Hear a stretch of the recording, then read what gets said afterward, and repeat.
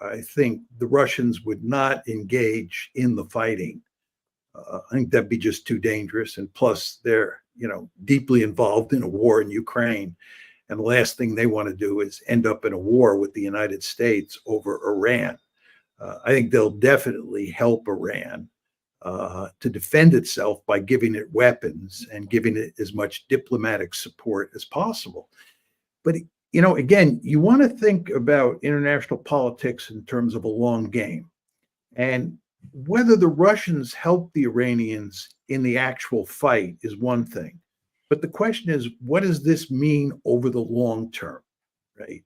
And I think what it means over the long term is that the Russians will go to great lengths to help the Iranians. And if the Iranians decide that they're going to acquire nuclear weapons, it is likely that the Russians will look the other way. Absent all of what's going on now, the Russians and the Americans would have worked together to prevent Iran from getting nuclear weapons.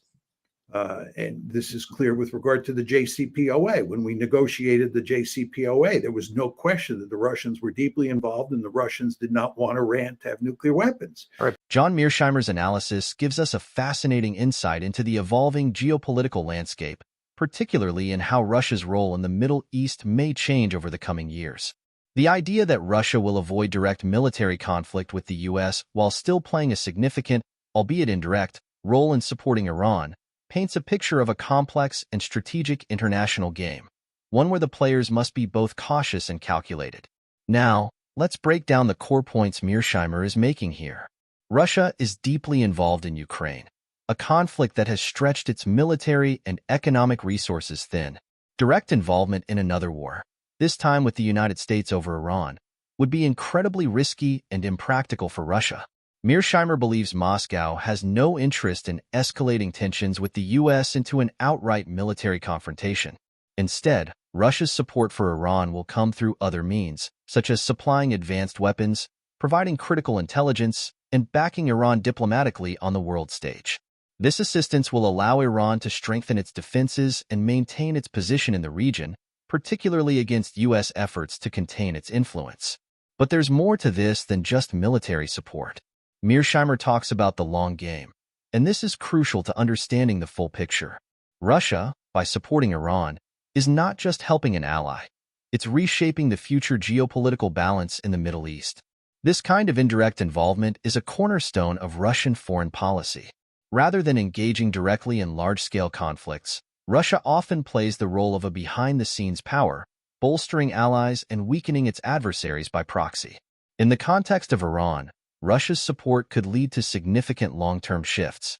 Mearsheimer suggests that if Iran were to pursue nuclear weapons, Russia might look the other way, a stark contrast to its past cooperation with the U.S. under the JCPOA or Iran nuclear deal.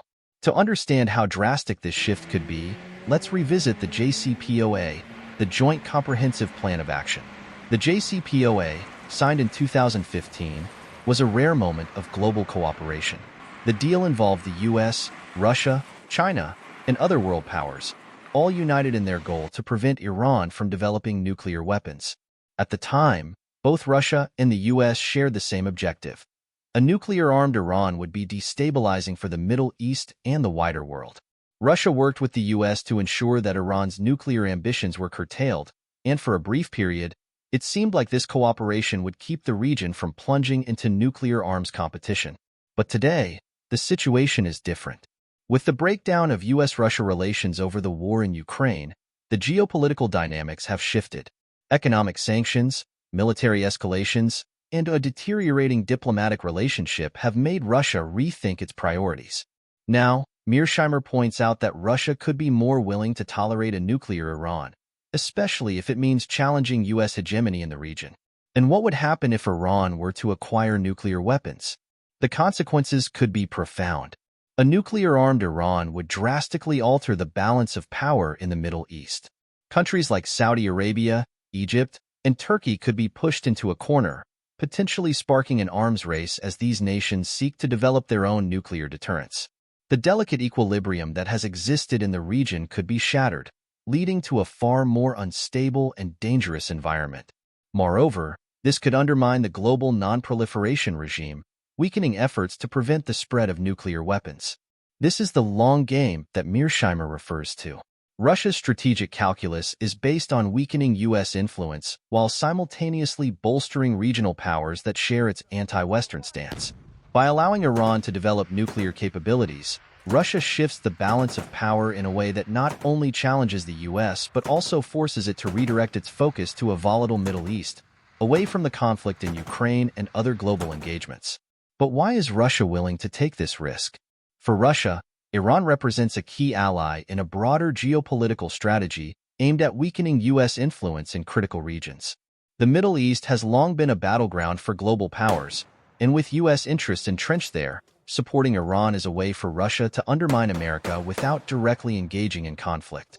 By supplying Iran with weapons and diplomatic backing, Russia ensures that the U.S. remains bogged down in the region, struggling to maintain its dominance. Additionally, Russia's economic isolation due to sanctions has pushed it closer to countries like Iran. These partnerships, particularly in areas such as energy and arms, have become more valuable as Russia seeks to circumvent Western economic pressures. By helping Iran resist U.S. influence, Russia strengthens its own position in the global energy market and bolsters its strategic alliances with anti-Western regimes. At this point, it's also important to consider the role of China in this equation. While Mearsheimer's focus is primarily on Russia, China cannot be ignored. Like Russia, China has a vested interest in countering U.S. influence in the Middle East. Its economic partnership with Iran has been growing, especially through initiatives like the Belt and Road Initiative, which seeks to expand Chinese influence in key strategic regions. While China is unlikely to engage militarily, its economic and diplomatic support for Iran adds another layer of complexity to the situation. If tensions between the U.S. and Iran continue to escalate, China could find itself in a position where its interests align even more closely with those of Russia, further challenging the U.S. presence in the region. So, where does this leave the United States? The U.S. faces a daunting challenge. On one hand, it must address the growing ties between Russia, Iran, and China. On the other hand, direct military intervention in Iran risks escalating into a wider conflict, especially if Russia and China are drawn in, even indirectly. Mearsheimer's emphasis on the long-term strategy highlights the need for the U.S. to rethink its approach to both Russia and Iran. Instead of relying on short-term military tactics, the U.S. may need to shift toward more sustainable strategies, focusing on diplomacy, regional partnerships, and perhaps even revisiting the possibility of a new agreement similar to the JCPOA. The stakes are incredibly high, and the future balance of power in the Middle East, as well as globally, hangs in the balance. The takeaway from Mearsheimer's analysis is clear. The dynamics of international relations are fluid and ever-changing. The relationships between Russia, Iran, and the U.S. are more complex than ever, and the long game Mearsheimer speaks of is far from over. According to John Mearsheimer, I think the Russians would not engage in the fighting.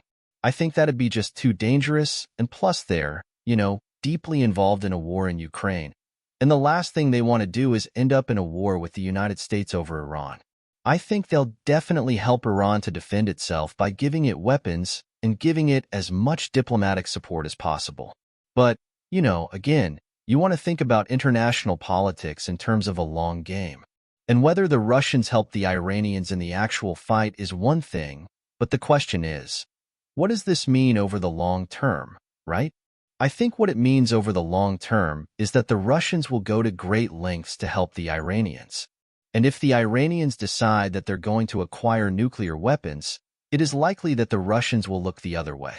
Absent all of what's going on now, the Russians and the Americans would have worked together to prevent Iran from getting nuclear weapons. This was clear with regard to the JCPOA. When we negotiated the JCPOA, there was no question that the Russians were deeply involved, and the Russians did not want Iran to have nuclear weapons. Thanks for watching.